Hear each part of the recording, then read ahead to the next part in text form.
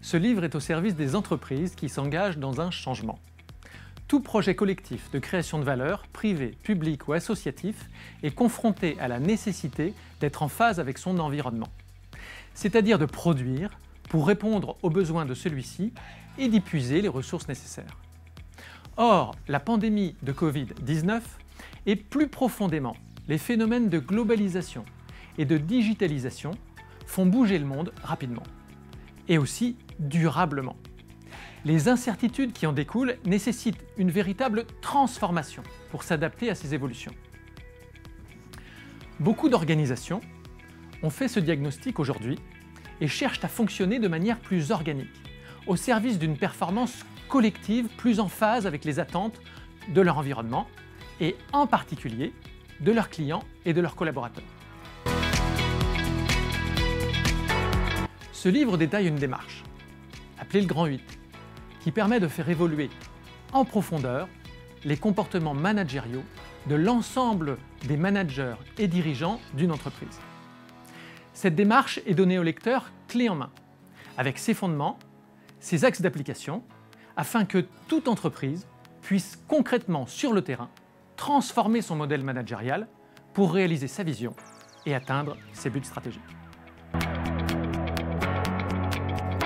Lorsqu'une entreprise s'engage dans un changement, les questions à la fois les plus simples et les plus importantes ne sont généralement pas posées.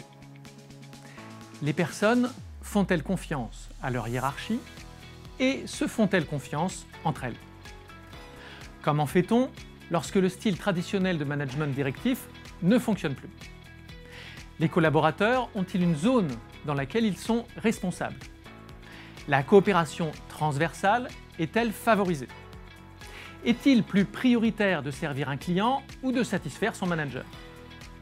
Mettons l'accent sur la reconnaissance des comportements positifs ou sur la punition des comportements déviants. Le métier de manager est-il d'abord défini dans l'entreprise en termes de compétences sociales? L'ensemble des réponses que l'entreprise donne à ces questions constitue ce que l'on appelle son modèle managérial. Celui-ci programme les comportements des managers et c'est le plus souvent implicite. Ce que nous faisons avec le Grand 8, c'est rendre explicite les réponses données jusqu'à présent à ces questions dans l'entreprise et nous l'aidons à définir de nouvelles réponses qui lui conviendront mieux.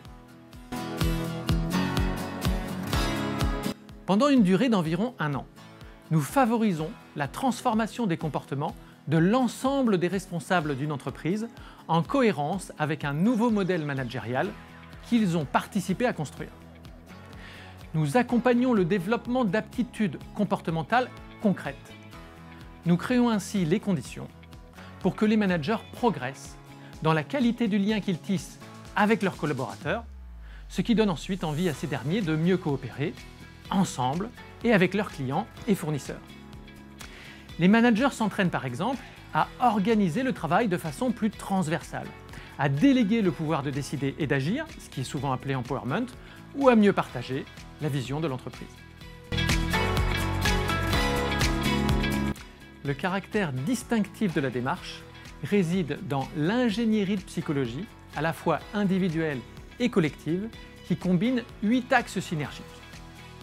Chaque manager qui participe au Grand 8 est en permanence invité à tester des façons de faire, à partager ce qu'il a produit et à découvrir puis à intégrer de nouvelles pratiques. Comme les ingrédients d'une recette de cuisine, les 8 axes donnent leur plein effet lorsqu'ils sont mélangés ensemble.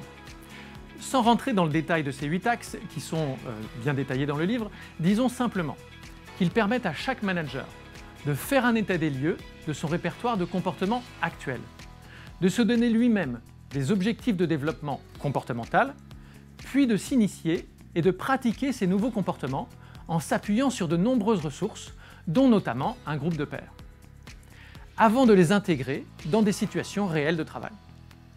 À la fin de la démarche, la maîtrise de ces comportements fait l'objet d'une certification officielle. Dans les entreprises dans lesquelles nous l'avons testé et validé, le grand 8 a eu un impact quantifiable. D'abord, l'apprentissage de nouveaux comportements par les managers et leur capacité à transférer ceux-ci dans l'activité ont été très satisfaisants.